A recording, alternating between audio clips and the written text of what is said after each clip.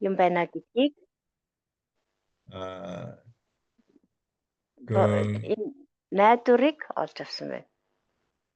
우리가 이 하나님의 그 섭리, 하나님의 뜻을 깨닫기 위해서는 극심한 환난 가운데서 고난 가운데서 연단을 받아야 됩니다. Бид нэр бурхны энэ яг жинхэнэ хүсэл таалал үнэн энэ хүслийг нь мэдхийн тулд ийм одоо асар их зовлонгийн ийм дасгалжуулалтыг бас авдаг байх хэрэгтэй. авч чаддаг байх хэрэгтэй. 예, 이 환난, 이 고난을 통해서야 비로소 우리가 하나님의 그 섭리, 뜻을 깨닫게 되는 것입니다. Ийм одоо чанга хатууд, зовлон, ийм одоо дасгалжуулалтаар дамжуулж л бид нар бурхны жинхэнэ хүсэл зорилго юу вэ гэдгийг мэдэж ойлгож авч чаднаа.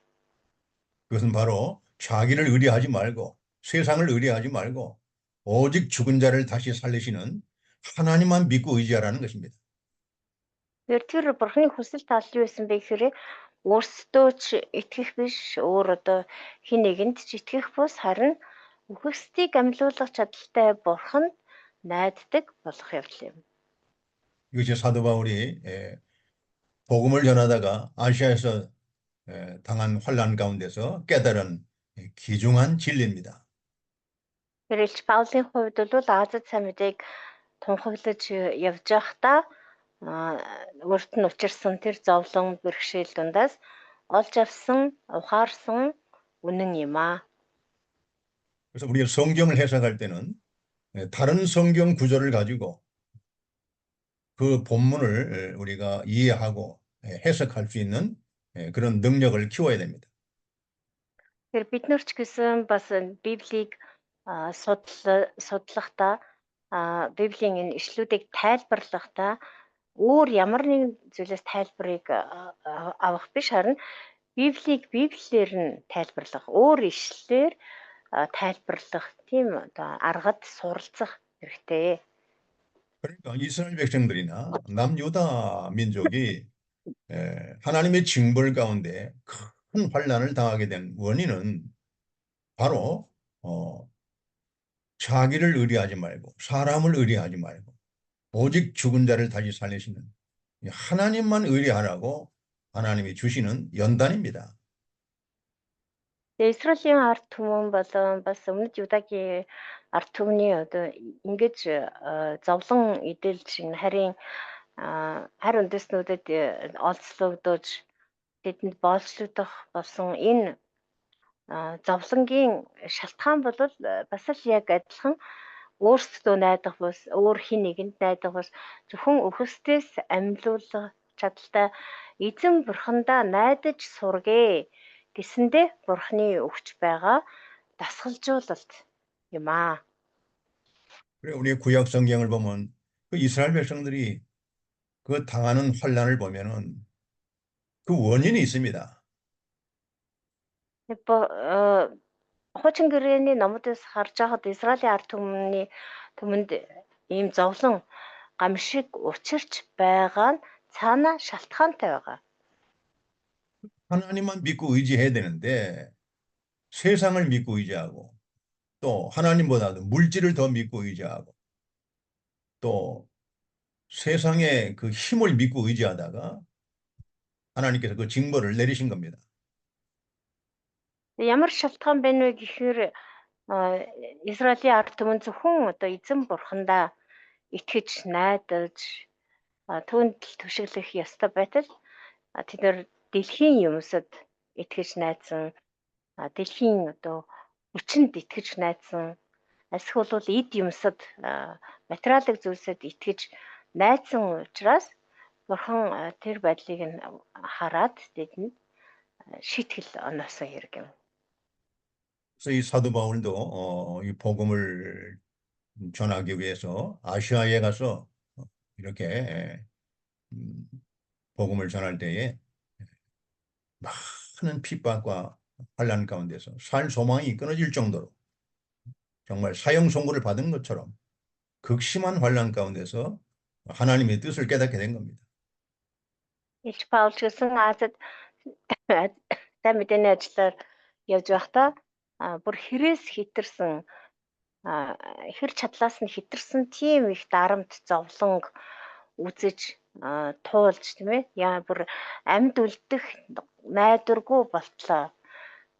Тэгээд яг л цаазын ял сонсцсон мэт тийм зовлонг туулан байж эцэст нь бурхны энэ хүсэл талыг ойлгосон, ухаарсан байгаа.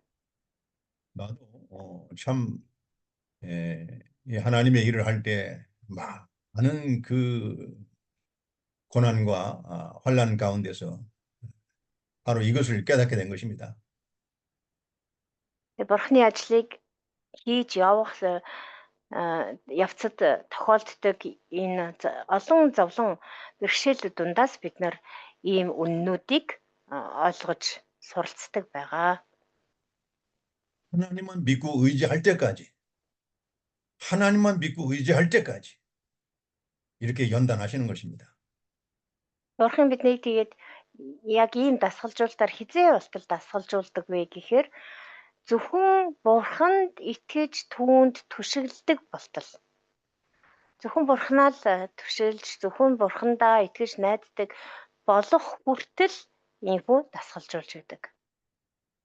우리 하나님의 일꾼의 가장 강력한 힘, 가장 강력한 무기는 하나님만 믿고 의지하는 거예요.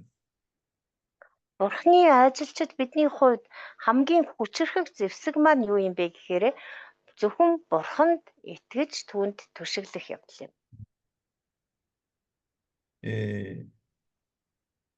이것이 깨달아져야 됩니다. Үүнийг л бид нар ойлгож ухаарах ёстой юм аа. 그래서 우리가 환난이 올 때, 고난이 올 때 낙심하지 않고 절망하지 않고 두려워하지 않고 오히려 더 하나님을 기뻐하고 즐거워할 수 있는 비결입니다.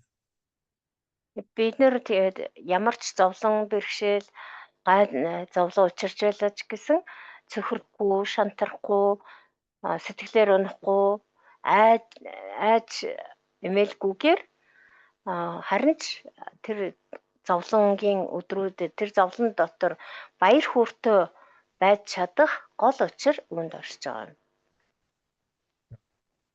고린도후서 1장 10절 또 한번 읽어봅시다.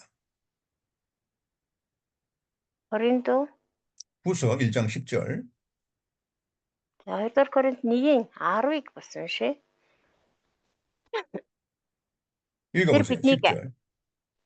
Тэр биднийг аимшигт үхлийн аюулаас аварсан бөгөөд аврагч болно. Тэр биднийг дахиж аварна хэмээн бид түүнд найддаг. 네. 사도 바울이 오늘 여기 10절에서 증거하고 있습니다. 이 큰 사망에서, 큰 환난에서 우리를 건지셨고, 과거에 건지주셨고, 또 현재 건지실 것이며, 앞으로도 미래에도 건지시기를 그에게 바라노라 기도한다고 했습니다. Энд ч гэсэн Паул хэлсэн байна. Бурхан биднийг урд нь ч гэсэн тийм аимшигт үхлийн аюулаас аварсан. Тэгээ цаашдаа ч гэсэн аврах болно. Одоо ч гэсэн биднийг дахин аварсаар байгаа хэмээн бид түүнд найддаг. 그래서 예수님도 히브리서 5장 7절에 자기를 죽음에서 능히 구원하실 이에게 심한 통곡과 눈물로 간구와 소원을 올렸다고 했습니다. Руу ирсэн Еврей 5-ын 7-р эшлэлдэр ч гэсэн Есүс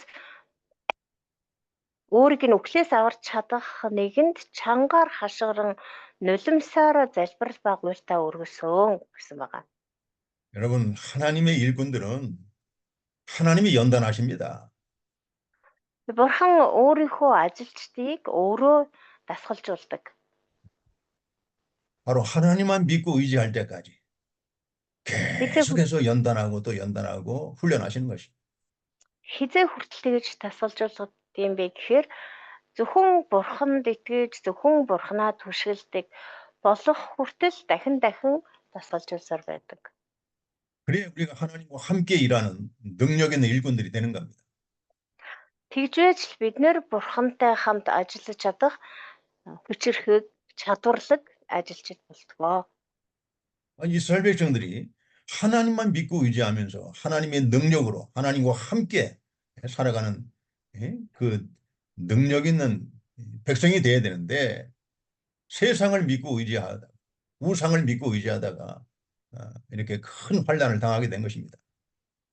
Израилийн ард түмэн ч гэсэн зөвхөн эзэн бурхандаа итгэж, зөвхөн эзэн бурхандаа түшгэлдэг тийм хүчирхэг, чадварлаг ард түмэн болох ёстой байтал харин ч эсэргээрээ тэд нар энэ дэлхийг итгэж найдаж, энэ дэлхийн юмс болон тэр хиймэл шүтээнүүдэд итгэж найдснаасаа болоод эцэстээ ийм шийтгэлийг онцгод хүрсэн.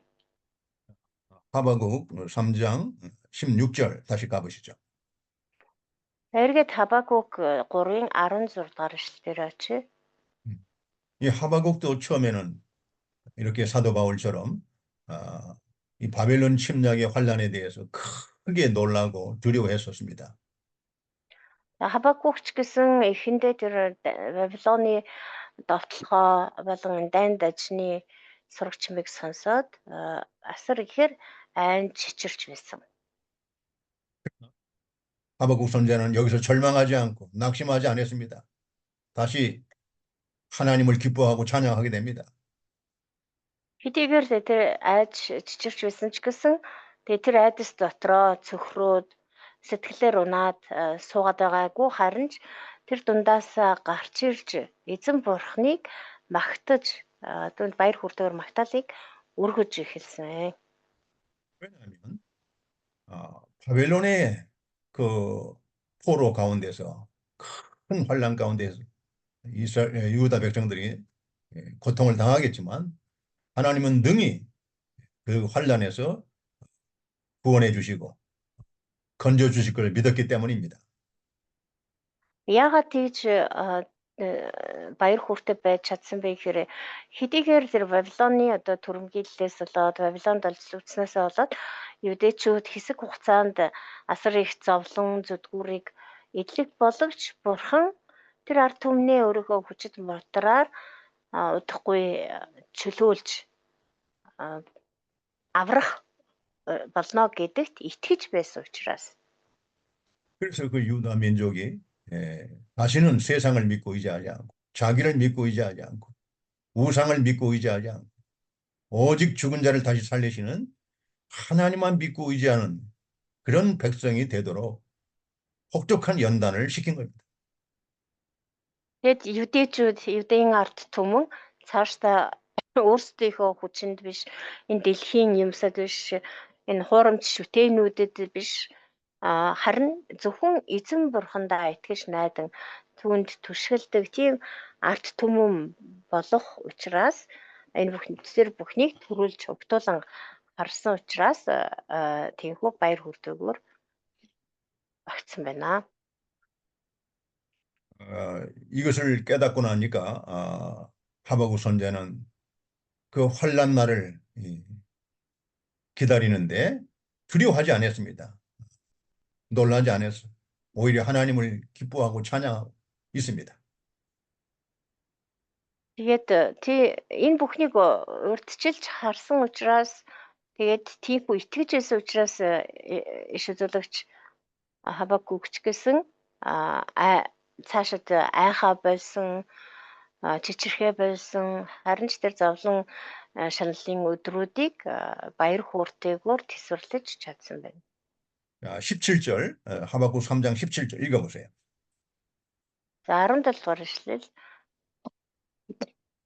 хэдийгээр инжирийн мод цэцэглээгүй усан үзмийн модч үрж юмсгүй чидүүний ургац гарахгүй талбайд хүнс огтурахгүй байсан ч хашаандаа хоньгүй сарвчандаа үхэргүй болсон ч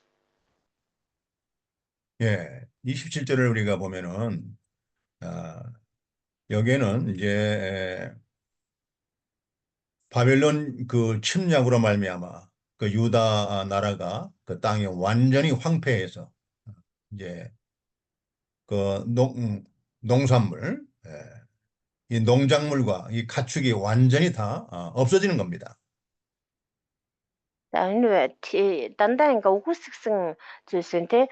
Инжирийн мод цэцгэлээгүй, сүүзийн мод үржимсгүй ургац гарахгүй, хүнс ургахгүй, хоньгүй, үхрэггүй гэд энэ бүхэн болохоор тэр Бабилоны тэр дайралт, довтолгоо, тэр түрэмгийллээс болоод Юдэгийн тэр нутаг дэвсгэр юучгүй болноо. Бүгд одоо хоосорч эзгүрнэ гэдгийг илэрхийлж байгаа. 자, 여러분, 이 믿음이라는 것은, 이 진실한 믿음이라는 것은 세상 것이 없어질 때, 세상 것이 없어질 때, 그때 드러나게 되어 있습니다. Тэр жинхэнэ итгэл гэдэг хизээ яг илэрч харагддсан бэ гэхээр энэ дэлхийн юмс үгүй болох үед жинхэнэ итгэл харагддаг.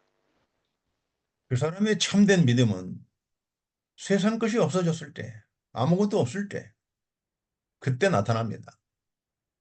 Бурханд итгэх жинхэнэ итгэл бол ерөөсөө энэ дэлхийн юмс байхгүй болсон үед надад юу ч байхгүй үгээгүй хоосон юучгүй хоосорсон тэр үед л жинхэнэ итгэл илэрч гарч ирдэг.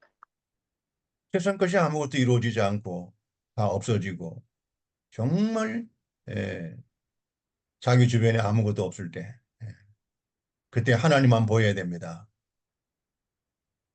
Энэ дэлхийн юмс байхгүй болоод надад юу ч байхгүй, миний эргэн тойронд хэн ч байхгүй болсон тэр үед бурханд итгэх жинхэнэ итгэл харагдаж эхэлдэг. 여기서 하박국은 그의 참된 기쁨과 그 소망이 무엇인지를 우리한테 보여주고 있는 것입니다. Энэ хэсэгт ч гэсэн Хабакукийн тэр жинхэнэ итгэл найдвар нь юу байсан бэ гэдгийг бидэнд харуулж байна. 세상이 물질이 아니었습니다. Түүний хувьд бол тэр итгэл найдвар нь энэ дэлхийн юмс, дэлхийн материалог юмс байгаагүй. 하박국 선지자의 참된 기쁨과 소망은 바로 여호와 하나님이었습니다. Хабакук гişүү зөвлөгчийн жинхэнэ баяр хөөр, жинхэнэ найдвар нь бол эзэн бурхан өөрөө байсан. 앞으로 멀지 않아 이제 바벨론의 침략으로 유다 땅이 황폐해지고 농작물과 가축이 다 사라질 것입니다. Цаашид тун удахгүй Юдэ нутаг эзгүүрч хоосрон ямар ч ургацгүй, ямар ч хонь үхрэггүй болно. 그러나 하나님께서는 반드시 그 백성들을 구원해 주실 줄을 믿었기 때문에 오히려 그 하나님의 구원을 바라보고 하나님의 구원하심을 바라보고 오히려 하나님을 기뻐하고 즐거워하고 있는 것입니다. Гэвч эзэн бурхан өөрийнхөө ард түмнийг зайлшгүй аврах учраас бурханы тэр авралыг харж, бурханы тэр хүчрхэг авралын ажлыг Хабакук төрүүлж харсан учраас харин ч бурхан дотор түүний авралын төлөө баярлан талархсан байна. 나도 이 목회를 하면서 처음 했던 것인데요. 오히려 환경이 좋고 편안할 때보다도 어려울 때, 오히려 없을 때 더 하나님을 가까이 하고 더 하나님을 찾게 되고 하나님의 능력을 힘입게 됩니다. Би ч гэсэн өөрийнхөө энэ олон жилийн хамтлагийн туршлагаас харж байхад эд юмсаар элбэг хангалуун байх үеэсээ илүү харин ч хоосон ч юм уу ядуу эсвэл дутагдж гачигдсан байх үедээ бурхныг илүү хайж, бурханд илүү тэмүүлж, бурханд илүү талархаж сурдаг юм байна лээ. 여러분 욥의 신앙을 우리가 알고 있죠? 욥의 신앙. 욥의 신앙. Йовын итгэлийн талаар бид нар бүгдээр мэдж байгаа. 욥기 1장을 한번 봅시다. Йов 1-р бүлгээс өдөр харъя.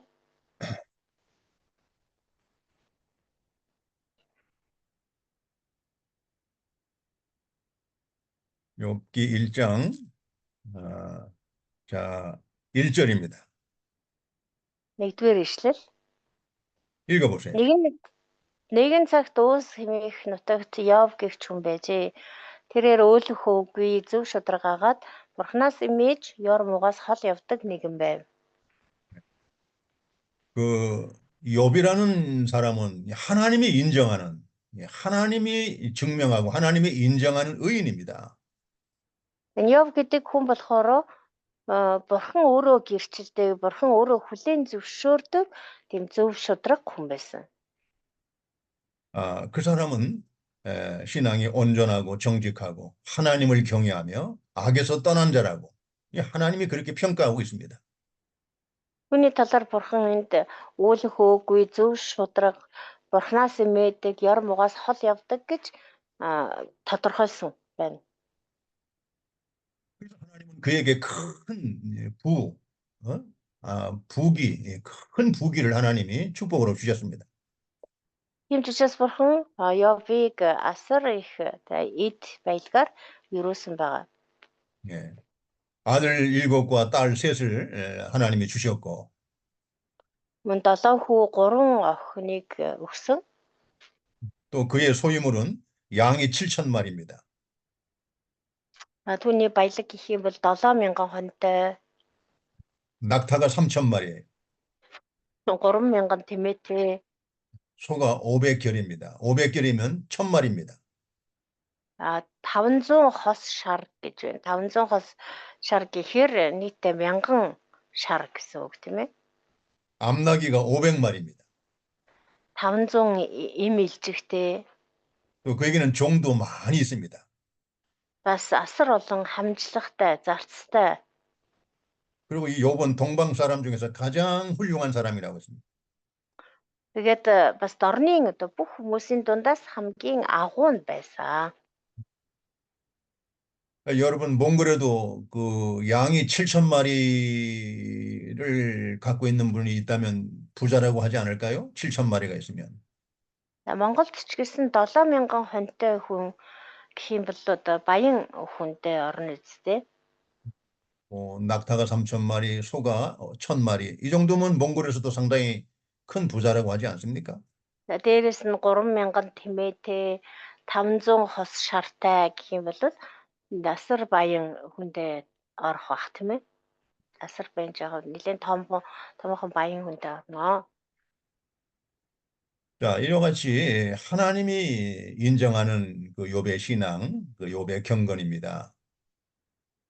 Тэгэхээр Йовын итгэл үнэмшил бол ингэж Бурхан төртөл хүлээн зөвшөөрөгдсөн итгэл ээжээ. 그런데 하루는 사탄이 하나님께 찾아와서 사탄이 욥을 시험하자가 하는 겁니다. Гэтэл нэг өдөр Сатан хурж ирээд Бурханд хэлсэн байгаа. Йовыг нэг сорж үзье гэж. 욥을 한번 시험해 보자는 거예요. 사탄이. Тэгээ аимшиггүйгээр Бурханд хэлсэн байгаа. Йовыг нэг шалгаад үзээч. 그러면서 1장 7절 한번 읽어봅시다. 7절. Йов 1:7. Эзэн Сатанд чи хаанаас ирэв гэхэд Сатан эзэнд хариулан газар дэлхийгээр хэрэн хэсэж түүгээр эргэж тойрлоо гэв. 그다음 8절은 하나님이 대답하시는 겁니다. 8절도 읽어봐요. 8-нд нь эзэн хариулсан байна. Миний бол Йовыг анзаарвуу, өөлөх үгүй зөв шударгаагаад Бурханаас имэж ёр муугаас хол явдаг түн шиг хүн газар дэлхий дээр үгүй гэв. 예.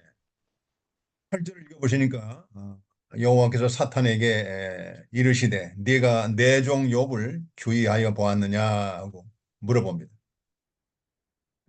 Эзэн Бурхан Сатанаас асуусан байна тийм ээ. Чи миний бол Йовыг анзаарвуу? 그와 같이 온전하고 정직하여 하나님을 경외하며 악에서 떠난 자는 세상에 없느니라 하고 욥을 칭찬합니다. Түүн шиг өөлөх үгүй зөв шударга Бурханаас имээдэг ёр муугаас хол явдаг хүн газар дэлхий дээр байхгүй гэд Йовыг Бурхан магтсан байна. 그러니까 9절을 읽어보세요. 사탄이 또 말을 합니다. За тэгсэн сатан бас хэлжээ 9-р эшлэлдэр Йов шалтгаангүйгээр бурхнаас мэддэг гэж үү. 사탄이 여호와께 대답하여 이르되 욥이 어찌 까닭 없이 아무 까닭 없이 그렇게 하나님을 경외할 수 있습니까? Йов одоо ямар ч шалтгаангүйгээр бурхан танаас имэн гэж байхгүй шүү дээ. 네. 주님께서 주께서 그와 그의 집과 그의 모든 소유물을 울타리로 두르신 때문이 아닙니까? 하나님께서 그에게 재물을 많이 주신 것 때문에 그가 하나님을 경외하는 것이 아니겠습니까? За тэгээ цааш нь 10 доор ишлэлдэр таал өөрөө түүнийг хүрээлсэн босоо өөрөлд хамгаалж байгаа босоо түүний гэр орон түүнд байгаа бүхнийг та таал бүрээс нь хамгаалдаг тэгээд бас та түүний гарынх нь үлийг өрөөж эд өрөнгийг нь арвижуулсан учраас л тэр танаас имээдэг юм аа. 그러니까 하나님이 주신 축복을 다 거두어 가십시오. 그 소유물을 다 치십시오. 다 그 소유물을 없애버리십시오. 그러면 반드시 그가 하나님을 저주할 것입니다. 하나님을 욕할 것입니다. 이렇게 그렇게 사탄이 말을 하고 있습니다. Харин одоо та түүнд өгсөн болгоно буцаад авчихаа. Та мутраас сунгаад түүнд байгаа бүхэнд бүрхийн болоод тэр яах нөө харъя гэж. 11절이죠. 11절. 네, 읽으셨나요? 11절? 아니요. 읽어보세요. 11-р эшлэлдэр нь та одоо мутраас сунган түүнд байгаа бүхэнд хүргэх аваас тэр яах л бол таны нүрлүүл ав хараах биз гэв. 자, 이 하나님께서 주신 모든 축복을 다 거두시고 그 모든 소유물을 하나님 치십시오. 그러면 반드시 틀림없이 주를 향하여 그가 욕을 할 것입니다. Бурхан та түүнд өгсөн болгоно буцаагаад аваа. Түүний бүх эд хөрөнгийг нь та байхгүй болгоо. Тэгээд мутраад та түүнд хүргээ. Тэгхийн бол тэр гарцаагүй таныг хараах болно гэсэн. 그러나 하나님께서는 그 사탄에게 욥을 시험할 수 있는 권한을 줍니다. Тэгээд бурхан Йовыг юу шалгах, сорихыг сатанд зөвшөөрсөн ба. 자, 한번 우리 12절을 읽어봅시다. 12-р эшлэлийн уншия. Тэгэхэд эзэн сатанд тэгвэл харагтун түүнд байгаа бүхэн чиний мэдэлд байна. Гэхдээ гараа түүнд л бүх хөрөг гэжээ. Ингээд сатан эзний оршуугаас явж оджээ. 사탄도 하나님의 허락 없이는 절대로 하나님의 백성들을 시험할 수가 없다고 나옵니다. Сатанч гэсэн бурхны зөвшөөрлгүйгээр бурхны хүмүүст хүрч чаддгүй. 우리가 이 사탄을 무서워하고 두려워할 필요가 없습니다. 사탄도 하나님의 손에 달려 있어요. Бид нар тэгэхээр сатанаас юусоо айж чичрэх шаардлага байхгүй. Яагаад гэвэл сатан өөрөө ч гэсэн эзний мотогт байдаг. 하나님의 허락을 받아서 사탄도 이렇게 활동하고 있는 것입니다. Тэгээ сатан одоо ингээл ажиллаа бас хийж л байгаа тий. Гэтэ одоо тэр өөрийнхөө дуураар биш. Бурхны зөвшөөрлтөөр тэр хийдэг. 그 욥을 시험할 수 있는 그 권한을 하나님이 사탄에게 준 것입니다. 그래서 Йовыг шалгах, сорих зөвшөөрлийг бурхан сатанд өгсөн байна. 그래서 욥을 1차로 시험할 때는 욥의 재물, 소유물만 다 치라고 했습니다. Тэгээд эхний удаад шалгахдаа бол сорихдоо түүнд байгаа тэр материалыг эд зүйлс түүний баялагт гар хүрхийг нь зөвшөөрсөн. 그러나 그의 몸에는 절대로 손대지 말라고 했습니다. Харин эд хөрөнгө баялагт нь гар хүрч болно. Гэхдээ түүнд өөрт нь түүний биед харин чи хүрч болохгүй гэсэн. 그 욥의 자녀들과 그 다음에 요의 모든 소유물을 치라고 했습니다. Тэгээд харин Йобын одоо эд хөрөнгө болон үр хүүхдэд гар хүрхийг зөвшөөрсөн байна. 그리고 사탄은 드디어 욥을 시험하기 시작합니다. Тэгээд сатан Йобыг сорж эхэлсэн. 그래서 그 아들 7과 딸 3을 사탄이 쳐서 죽입니다. Тэгээд Йобын 7 хүү 3 охиныг бас сатан цогсон байгаа. 그리고 모든 가장 그 동방에서 가장 많은 소유물들을 다 칩니다. За бас тэр дорны хамгийн одоо агуу баян гэж нэрлэгдэж байсан Йовийн тэр юу лээ эд баялаг адуус малыг нь хүртэл сатан цогсон байна. 13절부터 이제 13절부터 13절부터 19절까지가 사탄이 욥을 시험하는 그 구체적인 사건을 기록하고 있습니다. Энэ Йов номын 1-р бүлгийн 13-аас 19-р ишлэл хүртэл одоо сатан Йовыг яаж цогсон бэ? Түүнийг яаж сүрүүлсэн бэ гэдэг тухай өгүүлсэн байдаг. 사탄의 시험으로 자녀 10명이 죽었고 욥의 모든 소유물들이 다 빼앗겼습니다. 사라졌습니다. 이때 욥은 20절에 읽어보세요. Сатаны сорилтоос олж Йов хамаг эд хөрөнгөө дээр нь бас үр хөвгтэй хүртэл алдсан байгаа. За тэрний дараа 20 дугаар ишлэг уншия. Тэгэхэд Йов босож нүмергөө урж талгай усаа хөсөөлөн газар унаж мөргөхдөө. 욥의 신앙을 보십시오. Эндээс Йовын итгэлийг харъя. 욥이 그 소식을 듣고 욥이 그 소식을 듣고 이 겉옷을 찢고 머리털을 밀고 땅에 엎드렸어. 하나님께 예배했다고 나옵니다. 예배하며 했습니다. За Йов энэ бүх мэдээг сонсоод боссон байна, нүмергөө урсан байна. Толгой нь үсээ хусуулаад тэгээ газар унаж мөргсөн гэж байна. 어떻게 예배했습니까? 바로 어떻게 예배했는지 바로 그 내용이 21절에 나옵니다. За тийхүү мөргөхдөө юу гэсэн бэ гэдгийг 21-р ишлэлээр нь 읽어보세요. байна. Нүцгнээр би ихэнхээ хэвлэгээс ирсэн. Нүцгнээрээ би тийшээ буцхолноо. Өгсөн нь эзэн авч одсон ч эзэн тул эзний нэр алдаршиг гэв. 이 욥의 신앙입니다. 욥이 오히려 하나님을 찬양하고 있습니다. Тэгээ энэ бол ерөөсөө Йовын итгэл юм аа. Эндээс харахад Йов харин ч бүр эзнийг магтаж алдаршуулж байна. 인생은 말이죠. 빈손으로 왔다가 빈손으로 돌아가는 것입니다. Хүний амьдрал гэдэг бол бид нар гар хоосон ирээд гар хоосон буцдаг. 우리 인생이에요. 빈손으로 왔다가 빈손으로 돌아가는 것이 인생입니다. Гар хоосон ирээд гар хоосон буцдаг нь хүний амьдрал юм аа.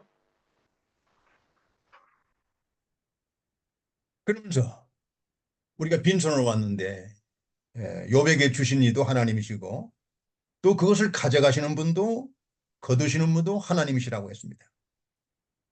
Тэгээ хүн гэдэг нь угаасаас одоо энд хэлснээр бол нүцгэн ирээд нүцгэн буцдаг. Тэгээд энэ амьдралд нь тэр эд баялагийг өгсөн нь ч эзэн учраас буцааж авах ч гэсэн эзэн юм аа. 자신의 인생을 오히려 하나님께 감사하고 예배하고 있습니다. 찬양하고 있습니다. Өөрийнхөө тэр амьдралын төлөө харин ч одоо бурханд талархан мөргөж магтаж байна. 네. 그리고 하나님께 찬송을 드리며 예배를 드리고 있는 겁니다.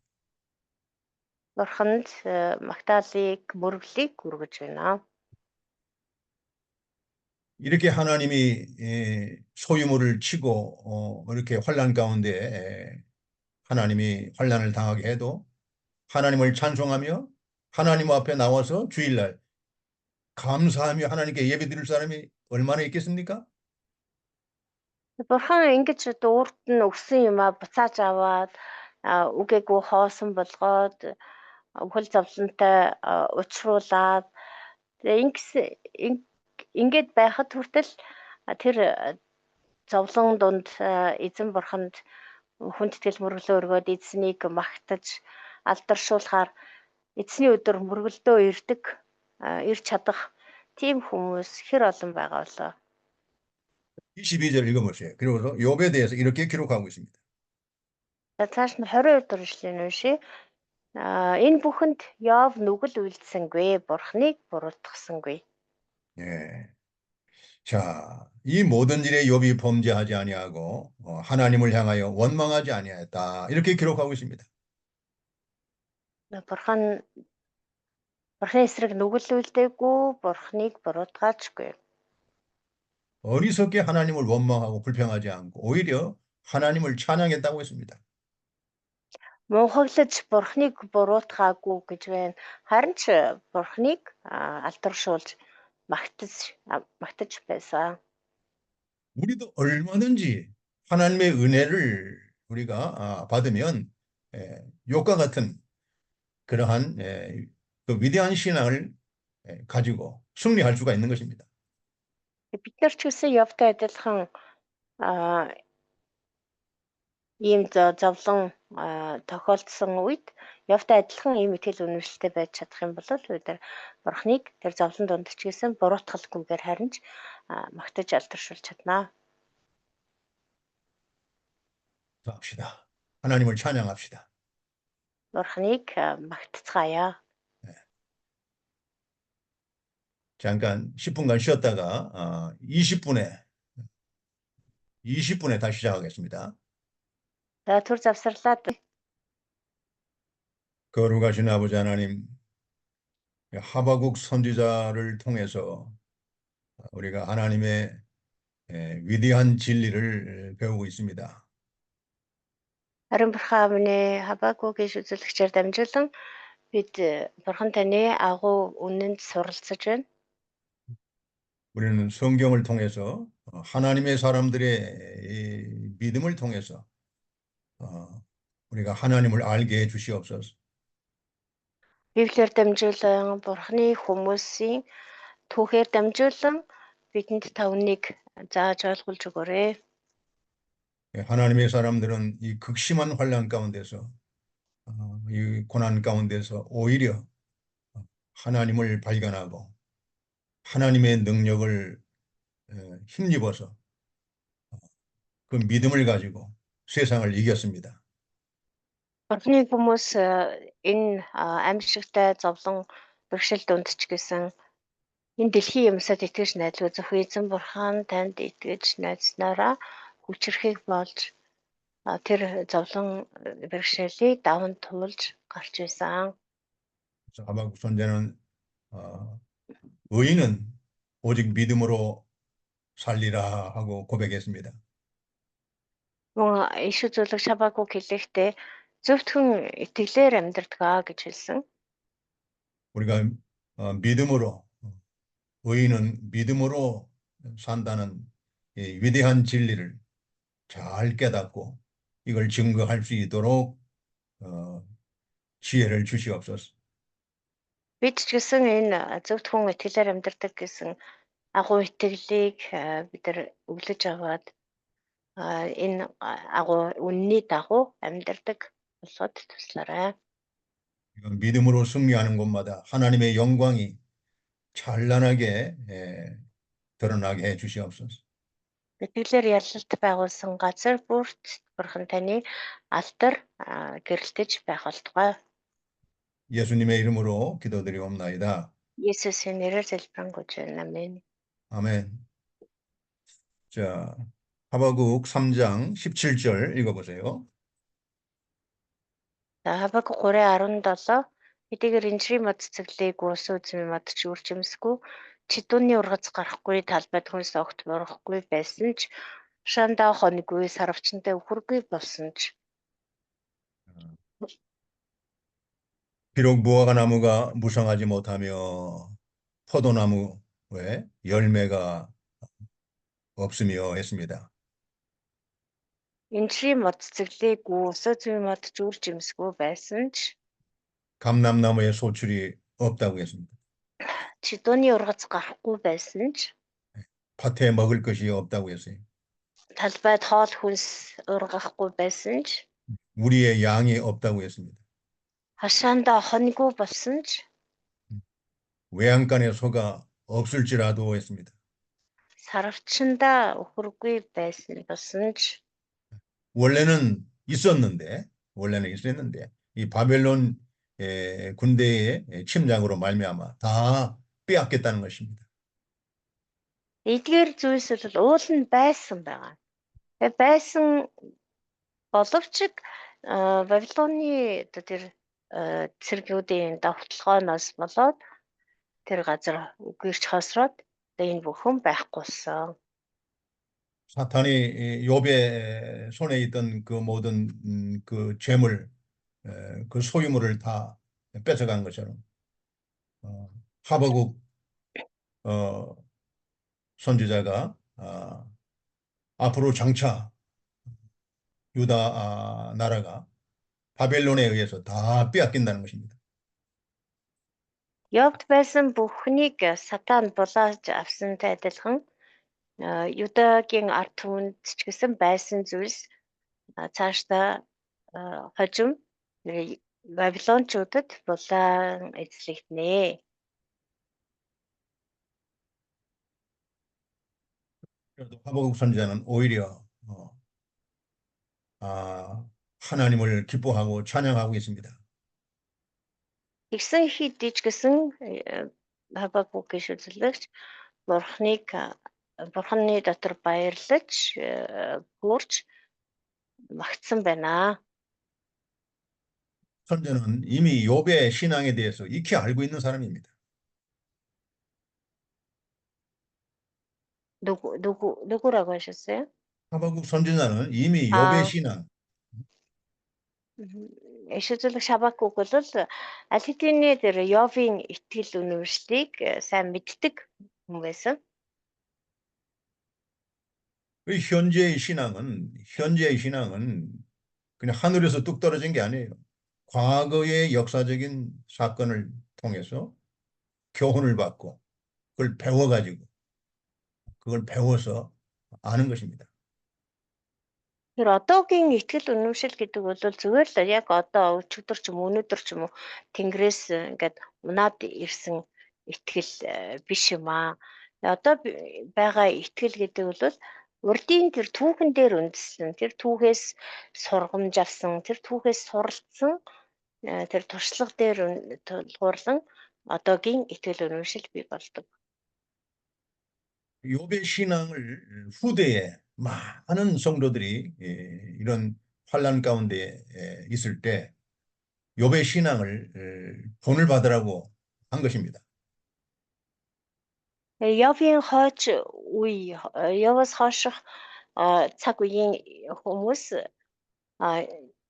суралцаад тэгээд ямар ч тэр зовлон бэрхшээл тохиолдсон итгэлтэйгээр давж гараасаа гэсэндээ бурхан Йовын итгэл үнэмшлийг сургамж болгож бэлдээсэн. 이 성경에 기록이 된 겁니다. Тэгээд Библиэлд бичиж үлдээсэн байна. 욥 이후에 수많은 하나님의 백성들이 환난이 올 때 욥의 신앙을 본받아서 그 믿음을 가지고 그 환난을 이긴 것입니다. Тэр яваас хойших тэр хойш үеийн итгэгч нар тэгсэн тэр асар их зовлон бэрхшээл донд Йовын итгэлээс үлгэр дуурайл авч тэр итгэлээрээ тэр зовлон гамшигыг даван гарсан байдаг. 야고보서는 욥의 그 위대한 신앙을 본받으라고 야고보서 5장에 이렇게 기록하고 있습니다. Яков номон дээр ч гэсэн 5-ын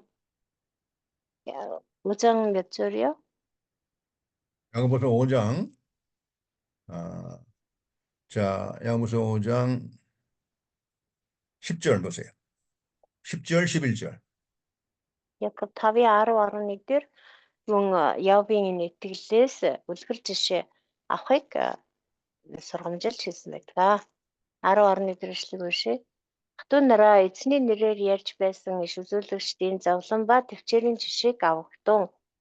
Арагтун бид твцсэнийг нь юрүүлтэд тооцдог. Та нар Явын төвчээрийн тухай сонсож эзний хийсэн төгсгөлийг харсан. Учир нь эзэн инэрлэр дүүрэн агаад өршөөнгүй юм аа. 환란 가운데서 욥의 인내를 배우라는 거예요. Зовлон бэрхшээл дунд Явын төвчээрийг үлгэр жишээ болгоо гэсэн. 그 믿음으로 믿음의 인내는 반드시 복을 하나님이 주신다는 거예요. 그 인내를 통해서 복을 받는다는 것입니다. Итгэлийн төвчээр бол юрөөстэй байдаг. Бурхан итгэлийн төвчээрийг заавал юрөөж өгдөгөө. Өөрөлдвөл одоо төвчээртэй байх юм бол төвчээрээр дамжуулан бид нар юрөөгддөг өө. 그래서 야고보서 1장 2절을 읽어보세요. Тамаа Яков 1:2 дугаар эшлэгийг харъя. Ах トゥ нар минь эдийн сорилтод орохдоо үүнийг бүрэн баяр хөөр гэж үз. 3절을 읽어보세요. 3. Итгэлийн чинь шалгуур төвчээрт хүргэдгийг та нар мэдэх билээ. 4절을 읽어보세요. 4. Төвчээр чинь бүрэн үр дүнтэй байг. Тэгвэл та нар төгс бүрэн бүтэн юугаарч дутхгүй байна. 예, 여러 가지 시험이 올 때에 우리가 시험에 빠지지 말고 그 시험 가운데서 믿음으로 인내해서 결국은 하나님의 약속을 받아내라는 것입니다. За энэ хэлсээр элтвийн тэр сорилтонд орохдоо тэр сорилтонд авталгүйгээр бүдэрлгүйгээр харин ч түүнийг баяр хөөр гэж тооцож төвчээртэйгээр даван гараа. Тэгснээрээ тэр эцэст нь юрөвдөх болно. 성경에서 이 환난 가운데서 그 믿음의 시련, 인내로 승리하는 그러한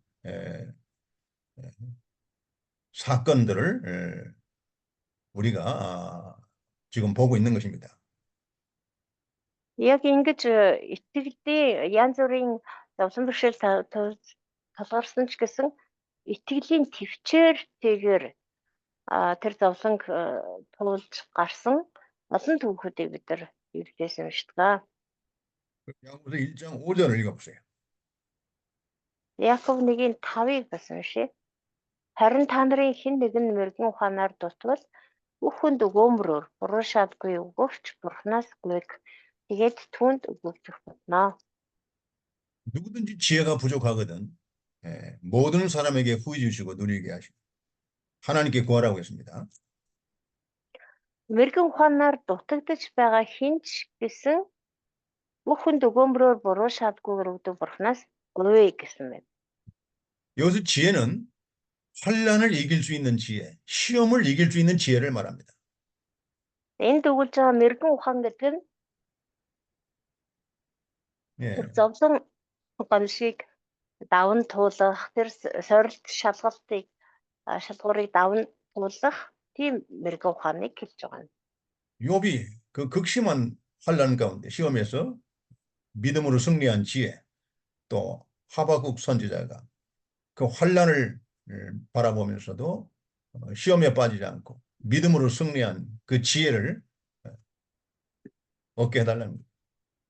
Явд гэхэд асар их гай зовлонг амссан ч гэсэн тэрийг даван туулсан тэр мэрэгэн ухаан мөн иш үзүүлэгч Хабакукч гэсэн тэр гай зовлон ирэх болно гэдгийг мэдэж байсан ч гэсэн цөхөрч шантрахын оронд бурхан дотор баяр хөөртэйгээр түүнийг магтаж чадаж байсан тэр мэрэгэн ухааныг бурхнаас гуй гэж хэлсэн байна. 믿음으로 구할 때 의심하지 말고 오직 믿음으로 구하라는 것입니다. Тэгээд бурхнаас гуйхдаа ямар ч эргэлзээгүйгээр итгэлээр гуй гэсэн байгаа. 반드시 하나님이 주신다는 거예요. Их юм бол бурхан зайлшгүй өгөх болно. 자, 어떤 시험이든지 하나님은 그 시험을, 그 환난을 이길 수 있는 지혜를 갖고 계십니다. Ямар ч зовлон байсан, ямар ч сорилт тулгарсан гэсэн тэр зовлонг, тэр сорилтыг даван туулах мэрэгэн ухаан бурханд байдаг. 그리고 그 지혜는 믿음으로 구하는 자에게 하나님이 주신다고 했습니다. Тэр мэрэгэн ухааныг бол итгэлтэйгээр гуйсан хүнд нь бурхан өгдөг гэж байна. 자, 이제 하바국 3장 17절 다시 가보시죠. Эргээд Хабакук 3:17 дээр очие. 이 하바국 선지자의 이런 그 신앙, 이 신앙을 이제 장차 앞으로 유다 민족이 이 바벨론의 침략으로 앞으로 당한다는 것입니다. Тэгэхээр Хабакугийн шүтүүлэгчийн одоо хувьд бол ямар зовлон учраад байгаа вэ гэхээр тэр удахгүй тун удахгүй тий хожим одоо энэ Юдэ ард түмэн тэр Вавилонд эзлэгдэж олзлогдож тэр зовлон идэх болно. Тэр нь бол Хабакук хүчижсэн тэр зовлон байсан. 이와 같이 하바국의 이 위대한 신앙을 믿음으로 승리하는 신앙을 앞으로 유다 백성들이 바벨론 환란에서 이 믿음을 가지고 승리하라는 것입니다. Тэгэхээр Юдагийн ард түмэн ч гэсэн мөн адилхан Хабакугийн шүтүүлэгчд байгаа энэ агуу итгэл, энэ төвчээрийг Юдагийн ард түмэн ч гэсэн Хабакугаас суралцаад энэ итгэлээр энэ төвчээрээр тэр удахгүй ирэх гэж байгаа зовлон сорилтыг даван туулах ёстой юм аа. 이 하박국 선지자의 이 믿음의 승리는 우리 모든 성도에게 오늘날에도 그대로 일어날 수가 있는 것입니다. Хабакукт байсан энэ итгэлийн тэр ялалт нь бол зөвхөн тухайн юдэчүүдийг өнөөдөр ч гэсэн бурханд итгэдэг бүх хүмүүсийн дотор байх ёстой итгэл юм аа. 성경을 통해서 우리가 그런 지혜를 배우게 되는 것입니다. Энэ мэрэгэн ухааныг бид нар Библиэс суралцдаг. 여러분은 성경을 부지런히 연구하시고 성경을 부지런히 이 말씀을 우리가 깨달아서 이 말씀을 가지고 교회를 환난 가운데서 믿음으로 승리하도록 해야 됩니다. Бид нар ч гэсэн адилхан Библийг тууштай уншиж, тууштай судалж, тууштай ойлгож авснараа тэр энэ итгэл, энэ мэрэгэн ухаан суралцаж олж аваад тэгээд тэр итгэлээрээ тэр мэрэгэн ухаанаараа сүм чуулганы ч гэсэн тэр ямар ч зовлон бэрхшээлийг даван туулж чаддаг болгон удирдах хэрэгтэй. 18절 한번 읽어보세요. 18 дээршлээ. Бидний дотор би баясан хөвч авралынхаа бурхан дотор баярлнаа. 예. 바로 18절은 하박국 선지자의 참된 그 기쁨과 소망이 바로 여호와 하나님이라는 것을 증명하는 것입니다. 18 дээршлээд ишүүлэгч Хабакугийн жинхэнэ баяр хөөрн, жинхэнэ найдвар нь бурхан юм а гэдгийг илэрхийлж байна. 여러분, 이 세상 것이 없어질 때 참으로 우리에게 있었던 것들이 다 떠나고 없어졌을 때 그때 하나님을 만나게 되는 거예요. 정말 하나님으로 기뻐할 수 있는 그러한 좋은 기회가 될 수 있는 것입니다. Энэ дэлхийн юмс үгүй болсон үед бидэнд байсан юмс байхгүй болсон тэр үед бид нар жинхнээсээ бурхантай уулздаг. Яг тийм үед л бид нар жинхнээсээ бурханд баярлаж талархаж чаддаг. 여러분, 사도 베드로가 예수님이 제자가 되기 전에 갈릴리 바다에서 고기잡이 하다가 한 번은 예수님이 찾아오셨습니다. Ээлж Петрийг Есүсийн дагагч болохоос өмнө Галил нууранд загасчилж байх үед Есүс түүн дээр хурж ирсэн. 처음에는 그 시몬이었죠. 시몬이 그 예수님을 알아보지 못했습니다. 누군지를 몰랐습니다. Эхэндээ бол Есүсийг Симон таниагүй. Петр бол Симон гэдэг нэртэй байсан тийм ээ. Симон Есүсийг таниагүй.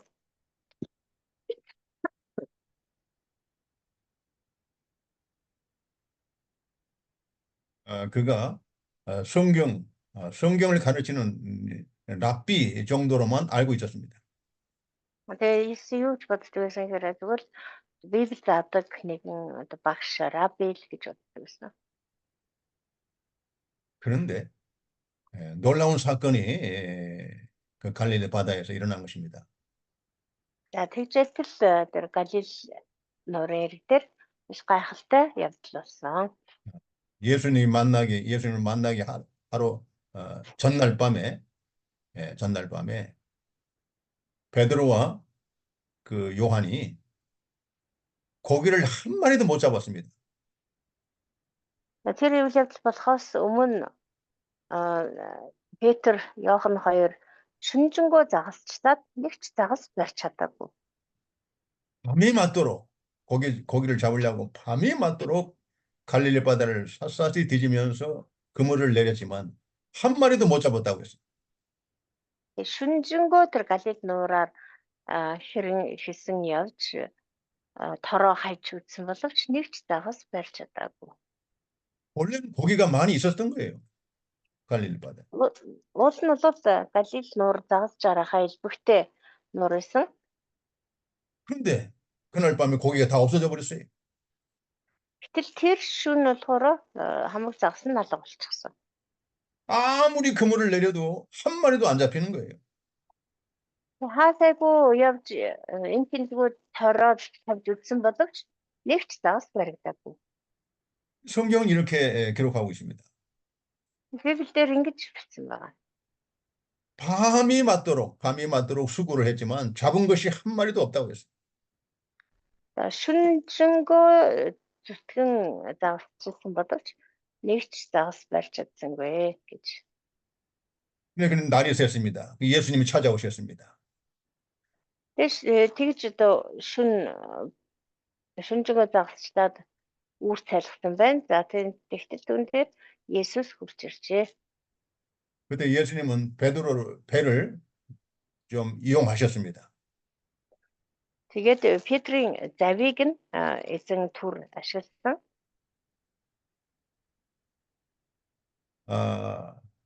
말씀을 다 마치신 다음에 예수님은 베드로에게 깊은 데로 가서 그물을 내려라고 말씀하셨습니다. Тэгээд сургаалаа зааж дуусныхаа дараа Есүс Петрт хандаж гүн газарт очиод тороо хаяа гэж хэлсэн байна. 참 예수님이 베드로를 찾아오셔서 이 베드로의 배를 이용하신 게 큰 축복이죠. Петр дээр Есүс хурч ирээд Петрийн завийг ашиглана гэдэг чинь асар их юрол тийм үү?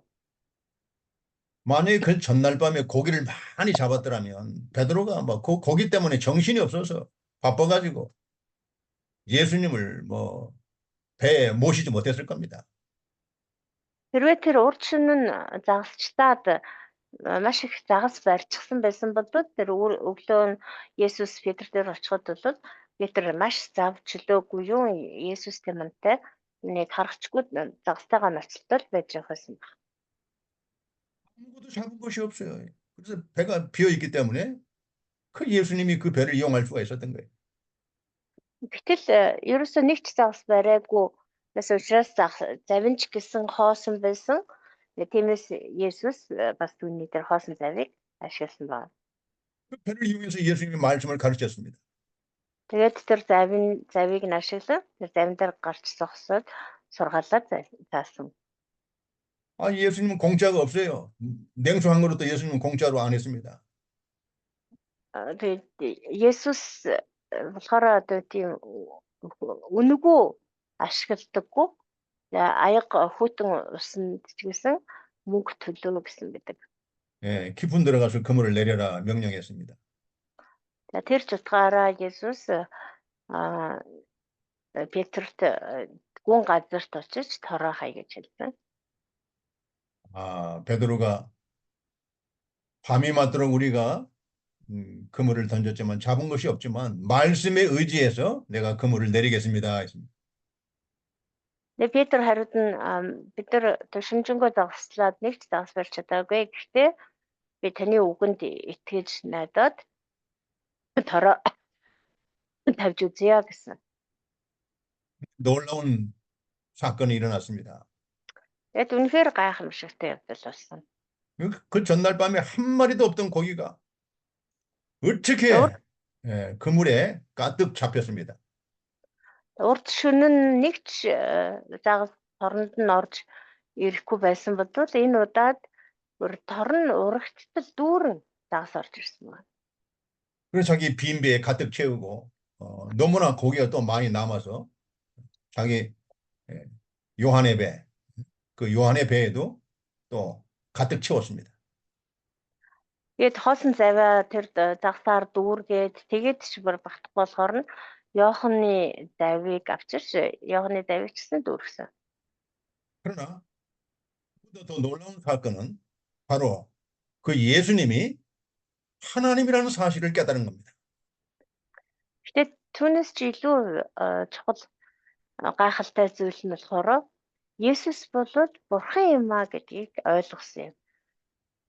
베드로가 고기 잡은 것이 더 중요한 게 아니고 고기 잡힌 걸 통해서 예수님 말씀대로 순종했더니 고기 잡힌 걸 통해서 그 예수님이 하나님이라는 것을 깨닫고 하나님을 만난 사건입니다. Тэр тэгж одоо тор дүүрэн их загас барих нь чухал биш. Харин шүнжэнгөө загасчдаад ч баригдаагүй тэр загасыг Есүсийн хэлсэн үгэнд итгэж найдан тороо тавьснаар тэр олсон загасыг барьж чадсан тэр гайхамшигтай үйл явдлаар дамжуулаад Есүс л Бурхан юм байна гэдгийг ойлгож ухаарсан нь хамгийн чухал байсан. 베드로에게 이 사건은 베드로가 앞으로 거기에 사람 낳는 어부가 되는 아주 귀중한 그러한 사건이 된 것입니다. Тэгээд энэ тэр одоо гайхамшигтай үйл явдал тэр олон загас барьсан тэр үйл явдал болохоор хажим Петрийг загас хүний загасчин болгоход асар их ач холбогдолтой үйл явдал болсон. 여러분, 우리가 간증을 들어보면 여러 사람들이 공통점은 세상 것이 없어졌을 때, 아무것도 없을 때, 절망적인 상황에서 정말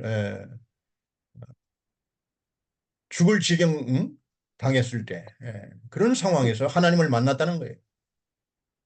Тэр олон хүмүүсийн гэрчлэлүүдийг та нарт гэсэн сонсч ирсэн баг. Тэгээд тэр хүмүүсийн гэрчлэлүүдээс нийтлэг олж харж болох зүйл нь бол тэр хүмүүс бүгдээрээ л одоо энэ дэлхийн юмс байхгүй болсон, өөрт нь байсан юм байхгүй болсон. Үнэхээр цөхөр мөр шантармаар сэтгэлээр унсан тийм одоо зовлон гамшигын тийм үед эзэн Бурханда жинхнээсээ одоо итгэж найдаж түүнийг олж харсан тийм гэрчлэлүүд байдаг.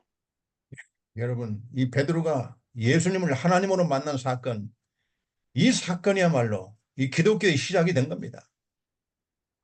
Петрийн хувьд ч гэсэн Есүсийг үнэхээр жинхэнэ одоо амьд Бурхан гэж таньж мэдэж хүлээж авсан энэ үйл явдал бол үндсэндээ бидний итгэл үнэмшлийн суурь болдог болсон үйл явдал байгаа.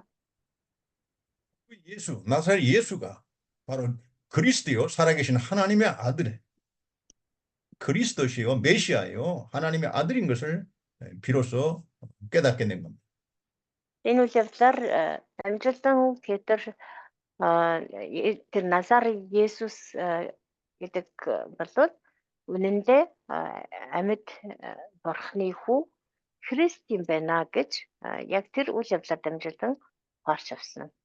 그래서 예수님은 그가 그걸 깨달았을 때 내 이름을 시몬이라 하지 말고 이제는 베드로라고 하라. 베드로라고 그렇게 예수님이 이름을 지어준 겁니다.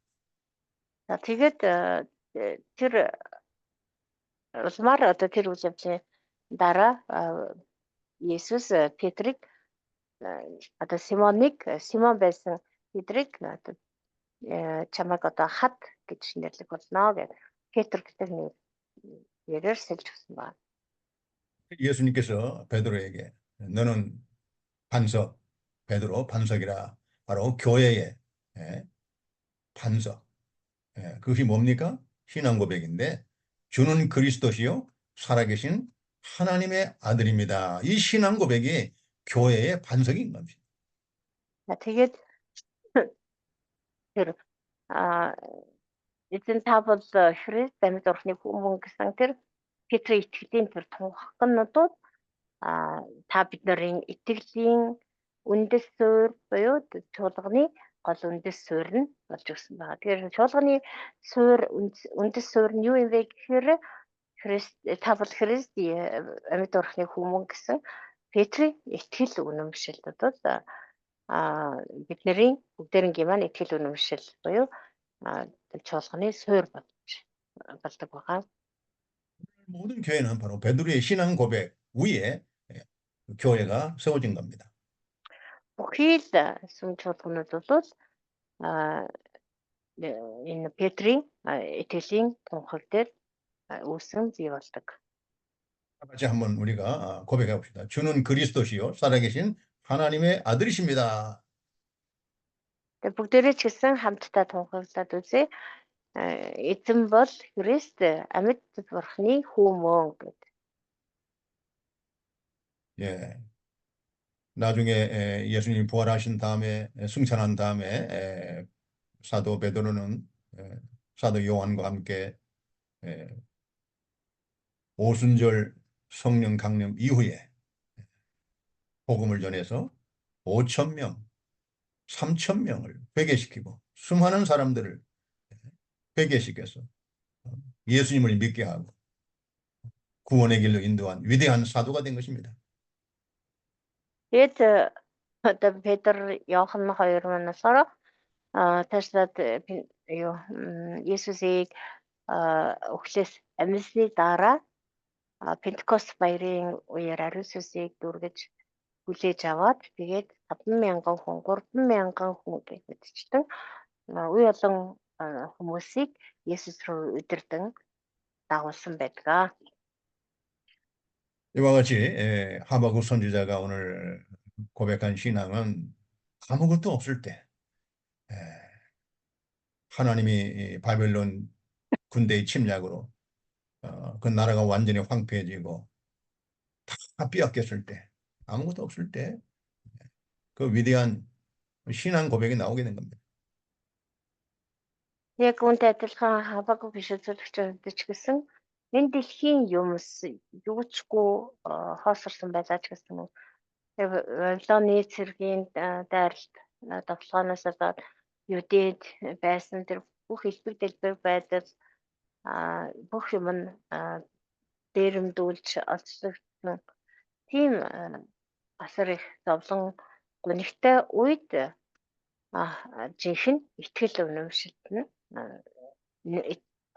илэрч тэгээд бурхныг алдаршуулж түүнийг багтсан байна. 하박국 3장 18절, 19절 같이 봉독합시다. 18절 19절. За Хабакук 18-ийн 3-18 19 дэршлиг бүгдээр хамтдаа уншаа.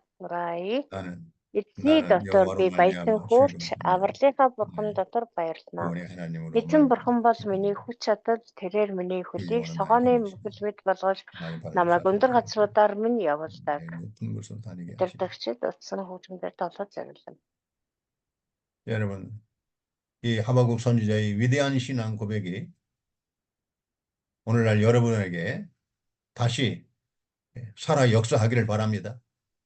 Абагугийн шүлжүүлэгчийн энэ агуу итгэлийн өчл тунхаглал нь өнөөдөр таны амьдралд ч гэсэн үнээр бодит амьд итгэл болох болтугай. 이것이 바로 여러분의 교회를 부흥시킬 것입니다. Ташиг 여러분의 үлдэх 교회를 нь. 이 신앙 고백이 여러분의 교회를 부흥시킨다. Энэ итгэлийн тунхаг таны сүм чуулганыг сэргээх болно. 이 신앙 고백이 있는 곳마다 하나님이 부흥의 역사가 일어날 것이에요. Ийм итгэлийн тунхаг байгаа газар болгонд Бурхны авралын ажил хийгдэх болно. 여호와로 말미암아 즐거워하고 구원의 하나님으로 말미암아 기뻐하는 그 여호와를 나의 힘으로 찬양하는 이런 교회가 부흥이 될 것입니다. Эзний дотор баярлан хөөрч авралынхаа бурхан дотор баярлдаг. Эзэн бурхан бол миний хүч чадал гэж тунхагладаг чуулган болгон сэргэх болно. 이런 교회를 하는 사순과 같이 높은 곳으로 아주 힘있게 하나님이 높여주시고 존귀케 해주실 것입니다. Ийм чуулганыг бурхан өөрөө цогооны хөл мэт өндөр газруудаар явуулдаг гэсэн байгаа тийм. Тэгээ яг тэр согоо мэт тэр өндөр газар байлгаж өргөмжлөн өргөмжлөл ба хүндэтгэлийг авдаг чуулган болгох болно. 예. 이와 같이 하나님이 환난을 통해서 하나님의 택한 백성들을 이렇게 연단시켜서 환난 가운데서 이 위대한 신앙 고백과 이 찬양이 나오게 된 것입니다. Тэгээд бурхан өрх ард түмнийг зовлон бэрхшээлээр дамжуулан хатуужуулсны эцэс бидний амнаас ийм тунхаглал, ийм магтаалыг гаргахад тусалсан байна. 네, 이제 이번 학기에 하바국까지 우리가 공부를 마쳤습니다. 나인의 울랄린 다음 주 월요일 날 없어요? 이제 오늘 내가 2번 강의해서 14번 강의하면 아마 거의 강의가 이제 이번 학기 끝나는 거예요? 예, 끝나는 거죠. 14번. 내가 14번째 지금 강의를 하고 있습니다. 네네. За тэгээд ингээд энэ удирдлын хичээл маань ингээд хабаг номоор дуусаж байна. Пастор 14 хичээл орох ёстой. 14 хичээлээ бүгдийг ингээд ороод дуусж байгаа юм байна. 만약에 강의가 있다고 하면 이제 강성용 목사님이 또 얘기를 할 겁니다. дараагийн нэгд өдөр та орохгүй мө гэсэн орохгүй хэрэг орохоор бол том пастор зарлах бахаа гэж байна.